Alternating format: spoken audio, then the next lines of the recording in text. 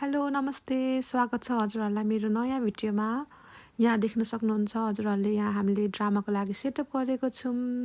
यो चाहिँ हामीले असाइनमेन्टको लागि गर्नुपर्ने थियो अनि अब चाहिँ हजुरहरूले मेरो ग्रुपको साथीहरू देख्न सक्नुहुनेछ। यहाँ चाहिँ हुनुहुन्छ कति कुन ब्लगर हो उहाँ चाहिँ टिकटकर अनि यहाँ चाहिँ हुनुहुन्छ कहिले देखिने कहिले हराउने टिकटकर।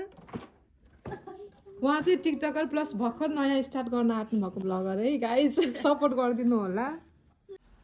अनि हामीले चाहिँ हाम्रो दिउँसो क्लास स्टार्ट हुने भए पनि हामीले चाहिँ समय एकअर्कासँग साथीहरूको नमिल्ने भएको कारणले गर्दा क्लास हुनुभन्दा अगाडि नै पुगेर ड्रामा रेकर्ड गर्ने सल्लाह गऱ्यौँ।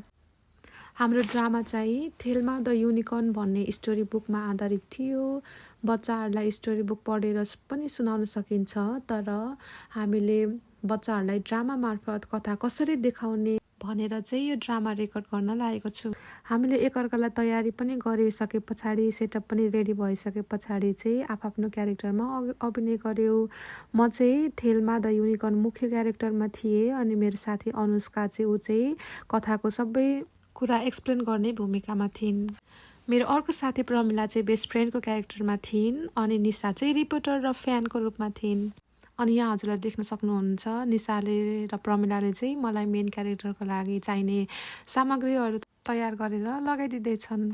त्यस पछाडि चाहिँ हामीले आफ्नो रेकर्डिङ सुरु गऱ्यौँ। सबैजना सुरुमा अलिक नर्भस थियो किनकि यो चाहिँ हाम्रो इक्जामको लागि थियो, तर रेकर्डिङ सुरु भए पछाडि चाहिँ एकदमै रमाइलो भयो। कहिलेकाहीँ डायलग बिर्सिने, कहिले हाँसो रोक्नै नसक्ने सानो सानो कुरामा पनि, अनि कहिले फेरि सिन दोहोऱ्याइराख्नु पर्ने, अनि कहिलेकाहीँ त कुरा पनि नमिल्ने भइरहेको थियो, तर अन्तिममा हामीले रेकर्डिङ गरिसक्यौँ।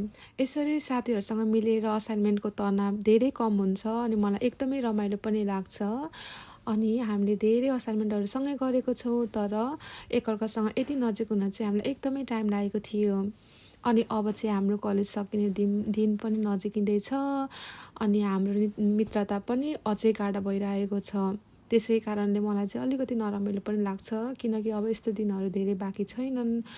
अहिले चाहिँ हामी सँगै कलेज जान्छौँ, ग्रुप वर्क गर्छौँ, सँगै खाना खान्छौँ, तर यो पलहरू पछि फर्केर नआउन पनि सक्छ किनकि सबैजना आफ्नो जिन्दगीमा अघि बढ्नेछन्। कसैको आफ्नो भविष्य हुन्छ, कसैको एउटा लक्ष्य हुन्छ अगाडि बढ्ने, कसैको आफ्नो परिवार जिम्मेवारी सम्हाल्नु पर्ने हुन्छ, कसैलाई चाहिँ करियरमा व्यस्त हुनेछन्। अहिलेका यी सामान्य जस्ता लाग्ने पलहरू पछि गएर सबैभन्दा धेरै याद आउनेछन्। यस्तो दिनहरू फेरि ठ्याक्कै यही रूपमा फर्केर आउँदैनन्। त्यही भएर मलाई बाँकी भएको पलहरू चाहिँ राम्रो रमाइलोसँग बिताउन मन लागेको छ।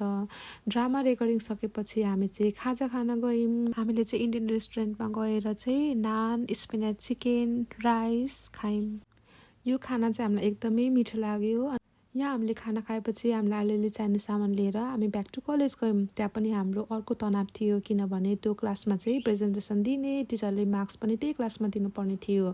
आफ्नो प्रस्तुति गऱ्यौँ हामी सबैले अनि घरतिर लाग्यौँ। अनि मेरो रेकर्डिङ पनि यही समाप्त हुन्छ। धेरै धेरै धन्यवाद यहाँसम्म भिडियो हेरिदिनु भएकोमा। आशा छ अर्को भिडियोमा फेरि भेट हुनेछ।